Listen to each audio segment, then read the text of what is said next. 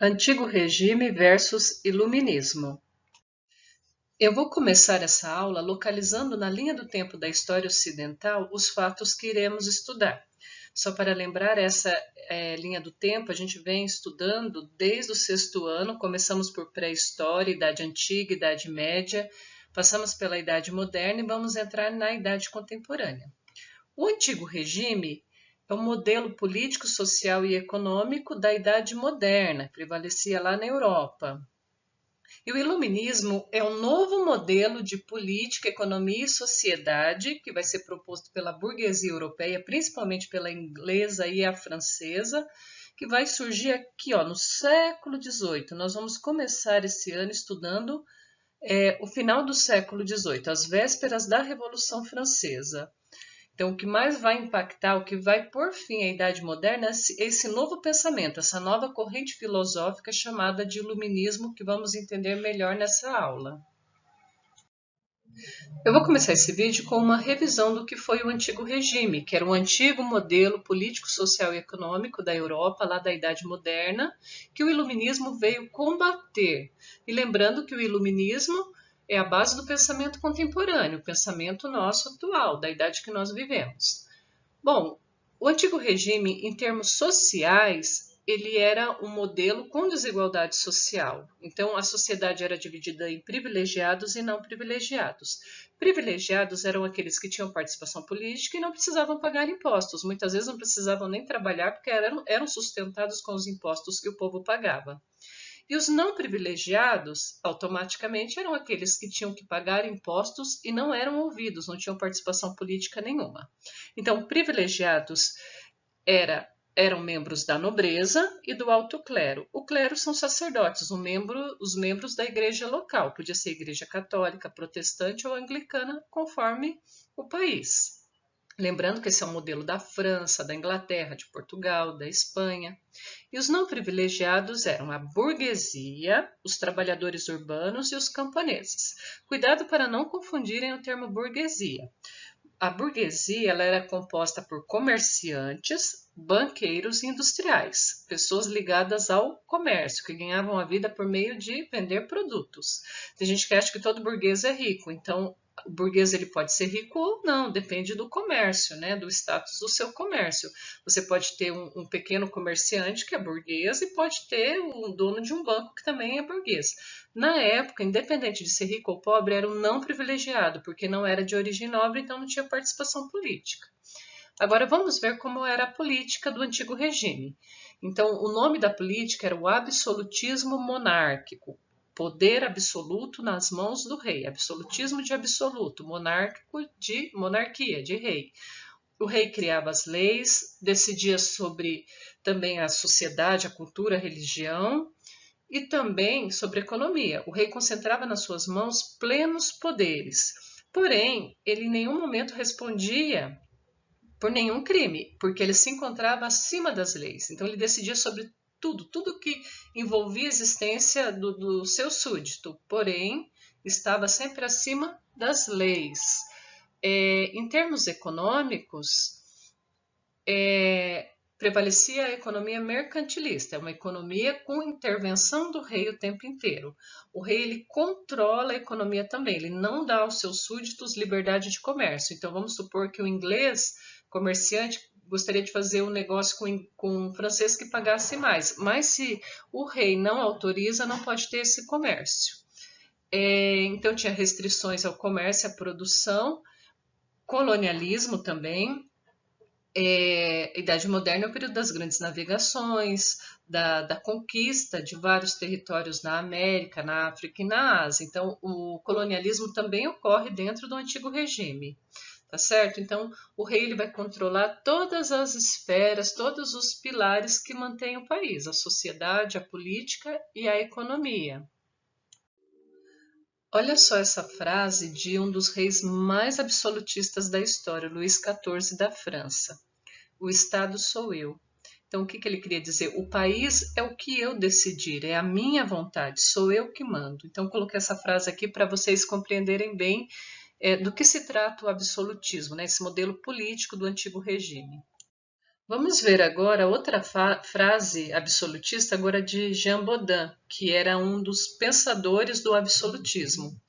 Nada havendo de maior sobre a terra, depois de Deus, que os príncipes e soberanos, e sendo por eles estabelecidos como seus representantes para governar outros homens, é necessário lembrar-se de sua qualidade a fim de respeitar-lhes e reverenciar-lhes a majestade com toda obediência, a fim de sentir e falar deles com toda honra. Pois quem despreza seu príncipe soberano despreza a Deus, de quem ele é a imagem na terra. Olha só, a gente chama essa corrente filosófica de teoria do direito divino. Então, os reis absolutistas justificavam seu poder como sendo dados por Deus, que eles podiam fazer o que eles queriam porque Deus o escolheu. Então, quem desprezava o seu soberano, o seu rei, não queria obedecer os absurdos que os reis ordenavam, na verdade estavam desprezando a Deus, não estavam fazendo cumprir a vontade de Deus. Como na época as pessoas não podiam estudar, ler a Bíblia, né, não tinha tanta condição, né, de ter esclarecimento, acabavam acreditando nessas falácias, nesses absurdos para manter o poder do rei. Aqui nós temos outra frase, agora de outro pensador, também defensor da teoria do direito divino, chamado Jacques Bossuet. Eu não vou ler toda a frase, eu vou pegar só um trecho, na qual ele diz: consequentemente, o trono real não é o trono de um homem, mas o trono do próprio Deus. Ou seja, estava dizendo para os súditos que Deus estava aqui na terra na figura do rei. O rei era como Deus aqui na terra. Enfim, tudo isso para forçar o povo a obedecer, a ter que aguentar calado o fato de sustentar uma nobreza que não trabalhava, que fazia festas, que viajava, que tinha inúmeros empregados, tinha empregados até para se vestirem e cuidarem para vestirem os nobres e cuidarem da higiene dos nobres. Enfim, a teoria do direito divino por muito tempo serviu, né, para manter o povo calado, mas não vai servir para sempre. Então, ali no final do século XVIII, o povo começa a não aceitar mais essas ideias. Agora nós vamos estudar como dentro do modelo do antigo regime vai surgir um novo pensamento, um pensamento para contrapor o antigo regime, que é o pensamento iluminista, que surgiu lá no final do século XVIII. Lembrando que o iluminismo é a base do pensamento da idade contemporânea, a idade que nós estamos. Bom, tudo começou com a revolta em relação aos privilégios que a nobreza tinha e o alto clero, principalmente o fato de somente a nobreza e o alto clero ter acesso ao poder político, a não pagar impostos, só a nobreza e o alto clero podia ter a posse da terra. E, claro, isso vai gerar críticas na população. Os trabalhadores do campo, os trabalhadores da cidade, a burguesia pagava impostos e não via hospitais, escolas, melhorias na qualidade de vida deles. O que eles viam era a nobreza gastando o dinheiro dos impostos em festas, em luxo, com muitos empregados, em viagens. Então, isso vai indignando a população. Então, esse modelo chamado Antigo Regime já não era mais aceito pela maioria da população europeia. E vai ser principalmente a burguesia, tanto francesa como inglesa, é que lá no meio acadêmico vão fazer surgir essa nova filosofia, esse novo modelo de política, sociedade, economia, chamado de iluminismo, ou filosofia das luzes. A crença deles é que eles poderiam iluminar o mundo através da razão, com novas ideias, por meio do conhecimento científico, superar as antigas superstições, fanatismo do antigo regime, que usava a ignorância do povo para se manter no poder, né? Os reis usavam a ignorância para se manter no poder. Então eles pregam um mundo com mais conhecimento, com mais razão, no qual mais pessoas participariam das decisões políticas. Uma das principais realizações literárias do iluminismo foi a enciclopédia. A enciclopédia era um conjunto de 35 obras escritas por artistas, filósofos, matemáticos, teólogos, médicos, defensores de ideias iluministas. Essas obras elas foram organizadas pelo escritor Diderot e pelo matemático D'Alembert, entre 1751 e 1780. Então, por meio da coordenação deles, foi publicada, né, essa obra composta por 35 livros. É a maior realização literária do Iluminismo, que as pessoas procuravam sobre essas ideias e encontrariam lá. Lembrando que essa obra ganhou o mundo, né? Ela se espalhou pelo mundo, inclusive chegou ao Brasil.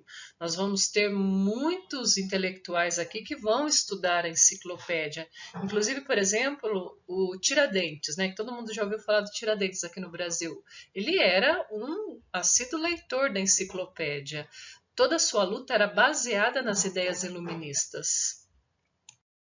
Creio que agora nós chegamos na parte mais importante da aula, compreender quais eram os principais objetivos dos iluministas. Afinal, o que eles defendiam, o que eles queriam? Então, aqui eu vou pôr 3 pontos principais. Não era só isso, mas se compreender esses 3 pontos, a gente vai entender boa parte dessas ideias.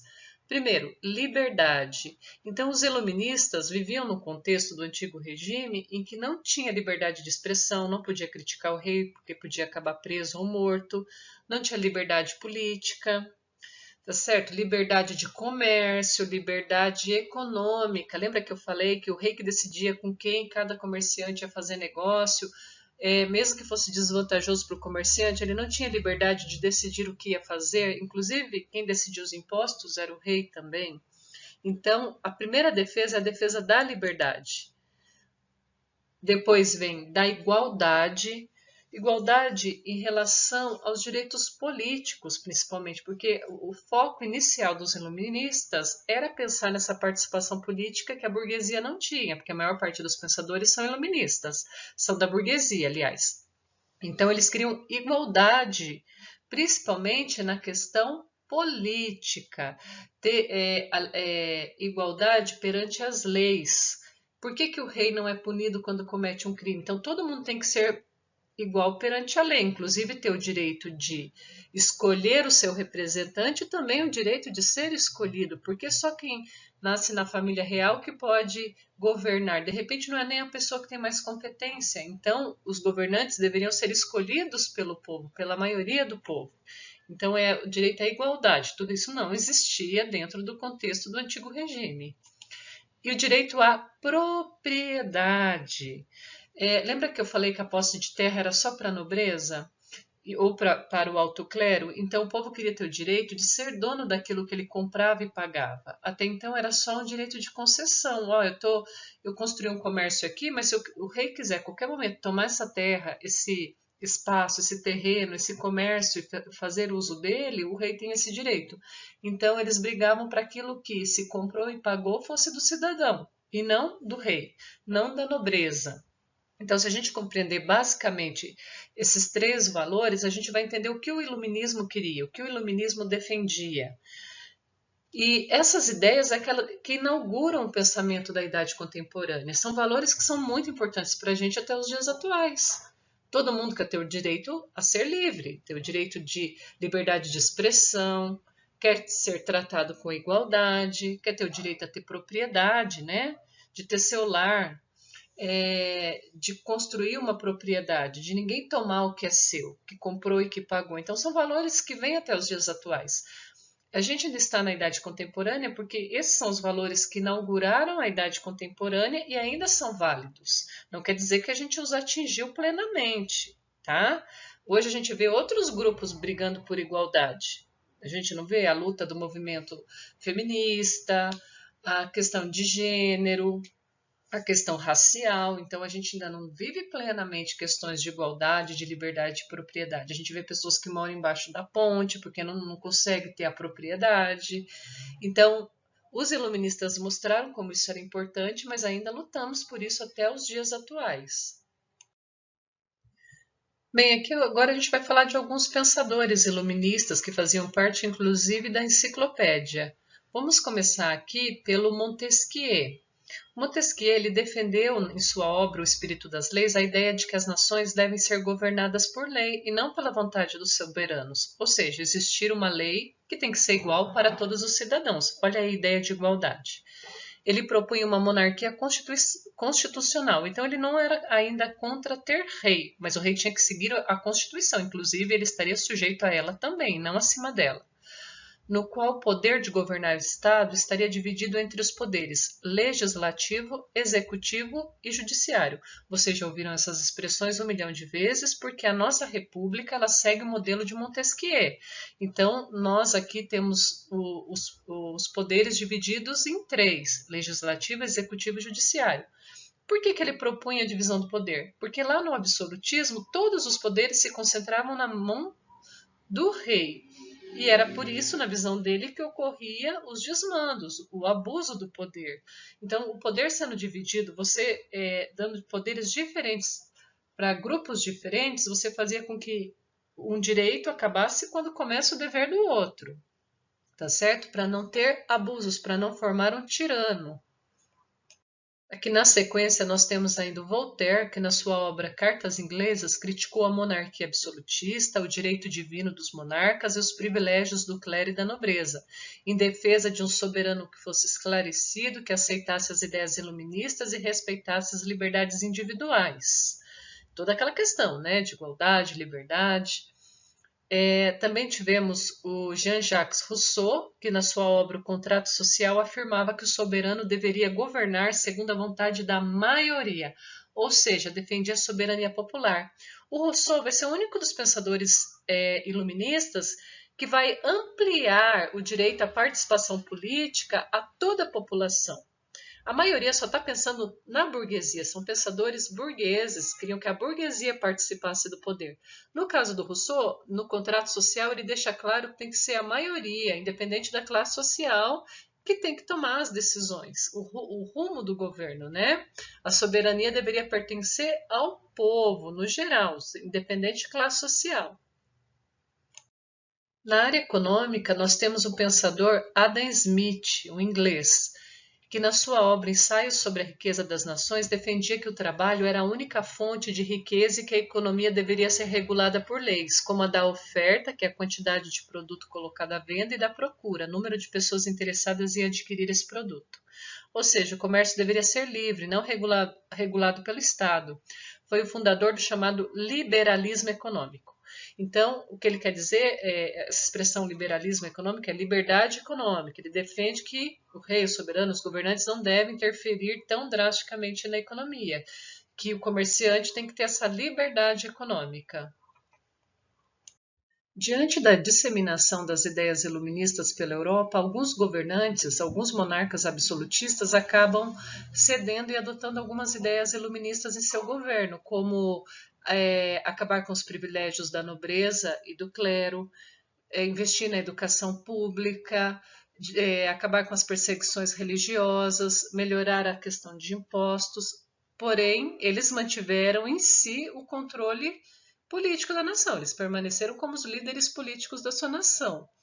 Esses governantes, né, que adotaram medidas iluministas, mas se mantiveram absolutistas, a gente chama de déspotas esclarecidos. Também é uma versão nova, né, tentando conciliar as antigas ideias, as ideias do antigo regime, com as ideias iluministas, também como forma de conter as manifestações populares que vão aumentar muito no final do século XVIII. Então, de modo geral, como deveria ser um mundo iluminista, né? Os 3 pilares que sustentam uma nação como sociedade, governo e economia, como deveria ficar? Então, a sociedade deveria ser igualitária, igualdade de todos perante a lei, ensino gratuito. O governo teria que ser constitucional, independente de quem fosse o governante, ele deveria também estar sujeito a uma constituição. E essa constituição deveria ter a divisão dos poderes, para não ter nenhum tirano, né, com todos os poderes em sua mão, e soberania popular, quer dizer, o que realmente decidiria era a vontade do povo. A economia liberal, quer dizer, liberdade econômica, sem tanta interferência do governante, né? Livre concorrência, lei da oferta e da procura. Agora eu trouxe para vocês um exemplo de que as ideias iluministas elas estão presentes até na nossa Constituição. São muitas inspirações iluministas, mas aqui se trata da divisão dos poderes. Aqui no Brasil, nossa república é dividida em 3 poderes: executivo, legislativo e judiciário. O executivo são pessoas que foram eleitas pelo povo para aplicar as leis que existem no país, gerir o dinheiro dos impostos, manter relações com outras nações, administrar órgãos públicos de serviços à população. Já o legislativo são pessoas eleitas que têm a função de aprovar leis, votar leis, tá? E em situações específicas, julgar o presidente ou os próprios membros do legislativo. E temos o judiciário, que já não é um cargo eleito, tá? Aqui no Brasil, o judiciário é representado pelos juízes, que têm que estudar direito e depois prestar concurso público. E eles têm a capacidade de julgar de acordo com as leis criadas pelo legislativo e pela Constituição. Todos têm poderes limitados, tá? Então, por exemplo, qualquer pessoa pode propor uma lei, qualquer cidadão pode propor uma lei, mas apenas o legislativo pode aprovar. Uma vez aprovada a lei, quem vai mandar cumprir essa lei, quem vai destinar verbas para que essa lei se concretize é o Poder Executivo. E quem vai punir as pessoas que não cumprirem essa lei é o Judiciário. Assim a gente não tem um poder soberano, um poder tirânico, tudo dividido. Bom, quem que é o executivo do país? Quem deve administrar o dinheiro dos impostos e mandar cumprir as leis? Então, em termos federais, lá em Brasília é o presidente. Aqui no estado é o governador e na nossa cidade, né, no município, é o prefeito. E o legislativo? Quem pode aprovar leis em termos federais? Então, são os deputados federais em Brasília, os senadores, inclusive os que podem mudar a Constituição do país, são só eles. Aqui no estado, quem cria leis para o estado, que não pode ferir a Constituição federal, né? O estado pode ter leis específicas, mas não pode ferir em momento nenhum alguma lei federal. Então, são os deputados estaduais. E no município, quem cria leis, quem aprova leis, medidas? São os vereadores. E o judiciário, então, em termos federais, é o Supremo Tribunal Federal e também juízes. Aqui no estado são os juízes e no município também são os juízes que vão julgar aqueles que não estão cumprindo as leis. Então, fica aí um exemplo, né, dessas ideias iluministas até os dias atuais.